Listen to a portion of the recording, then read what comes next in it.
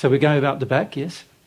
So you talked about the woman make the all at home, like the dishes and the... Yep. So it's also addiction, or? Because Yep. I personally do it because I want to feel good at my home, but then get angry when it's not got seen. So, but I told myself I love to do it because I like a clean home. So, Yep, and the reality is a lot of men don't take personal responsibility for their space, particularly their home space, and so they do expect women to do it. And if the woman doesn't do it, the men starts projecting disapproval and starts feeling like you're not a very good woman, and they start looking for other women, and so that makes you feel very unsafe and insecure. And so there's a lot of reasons why women have the addiction of being a homemaker. The reality is God didn't create you to be a homemaker. He created you, remember, you're half of a soul too, by the way. He created you and your half to find their true passions and desires and also find their personality and nature and be that. And there's no homemaking in the spirit world in the sense of, no family you're going to have to care for there. There's no children to bring up there. Your life having children is over once you leave this earth, right? And when I say having children, I don't mean bringing up children, because there's heaps.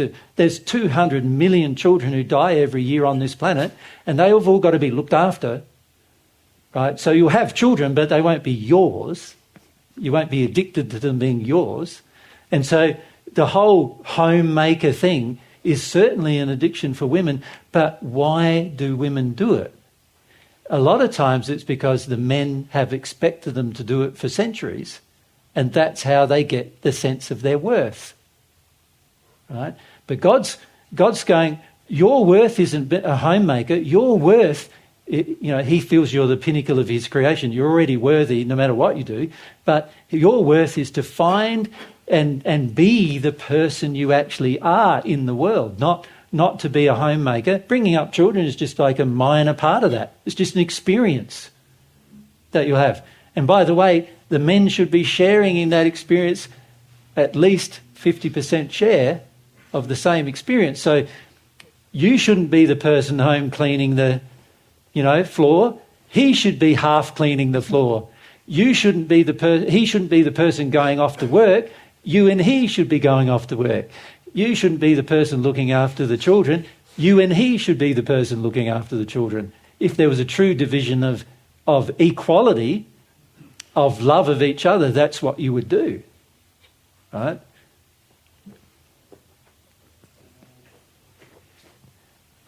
So when I acknowledge that addiction and let it and feel all that comes up, you can see there's fear there, isn't there? If I change this, who's going to be the very first person upset? Myself.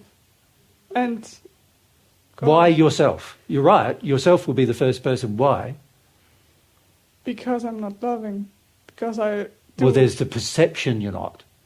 That's been projected to you for centuries, millennia, girls, So firstly, you're going to have to go through that. But once you go through that, who else is going to be upset?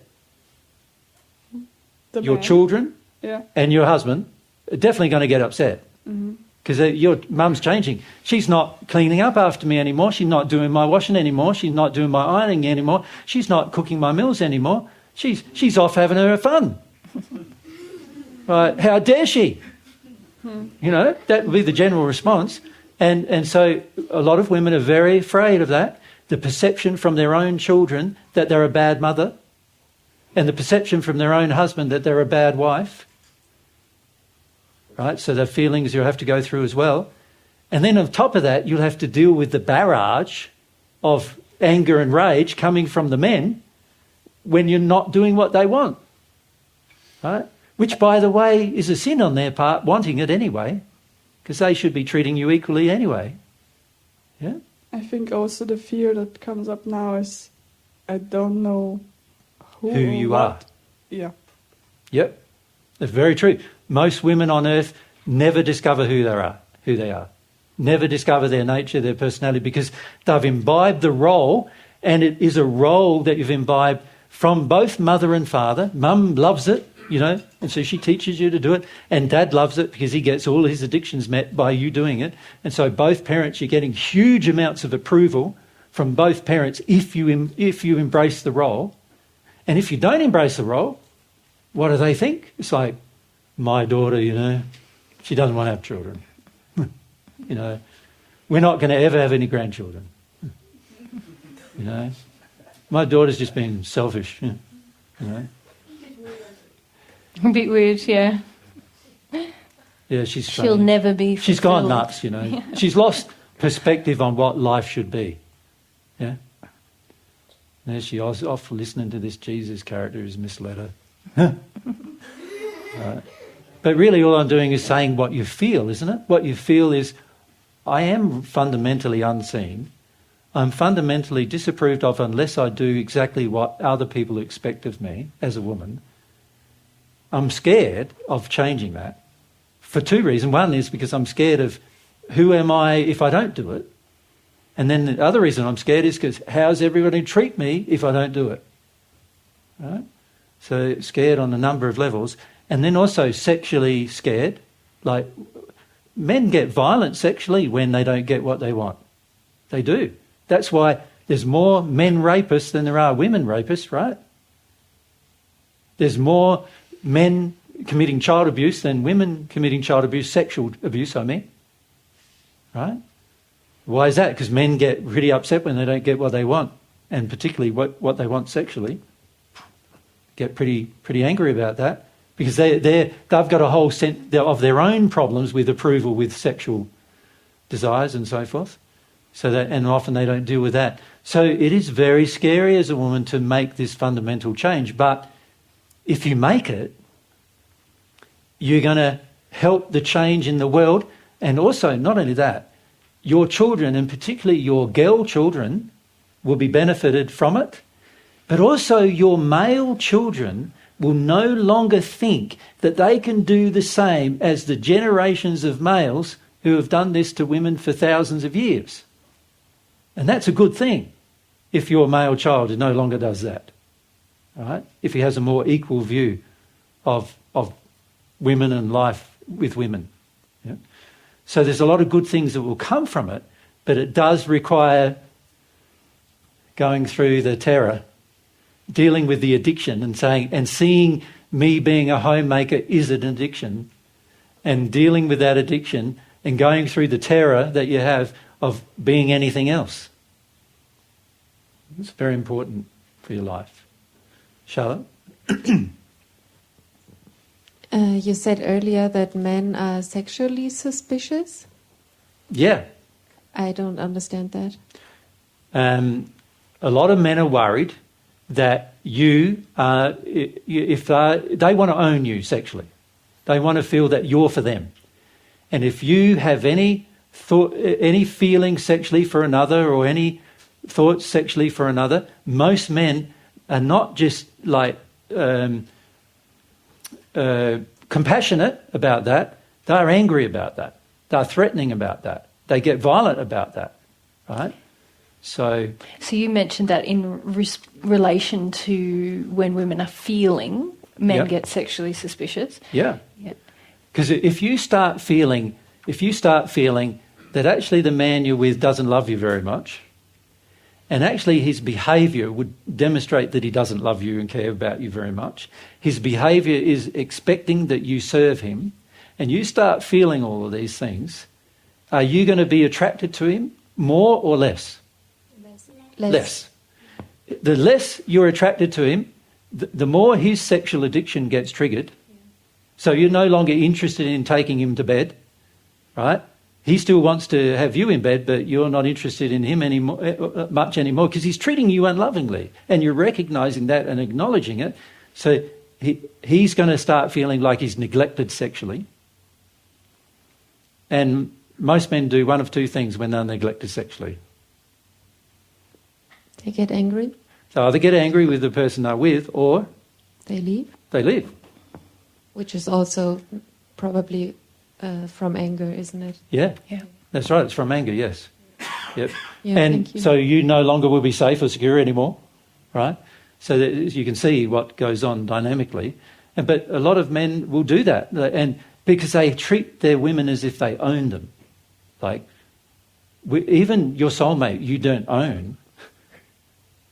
You're two halves of the same soul. You don't own each other. You are each other. It's not the same as ownership, right? So a person who has an attitude of ownership is in error, but a lot of men have that attitude, and that's because they've had millennia, thousands of years of owning women like cattle. They've treated women like cattle. They did. They barter them. They go, you're worth 5 cattle. They still do it today, right? You're worth 5 cattle. You're worth 10 cattle. That's my dowry, right? What I'm worth. That's what I'm worth. And men they don't talk to the women, do you want to have a relationship with me? They talk to the woman's father, because the woman's father owns her, right? And this has been history for thousands of years. And not only that, it's still current. In many countries today, still current, where there's this bartering system that goes on where, did you ask my father for permission to marry me? Yeah. What the? Father doesn't own the daughter. Those of you who are married whose husband did that, like, it's common. Why would you even think of asking her father? That indicates some pretty bad feelings about women. But most men think they're innocent of all of that, right?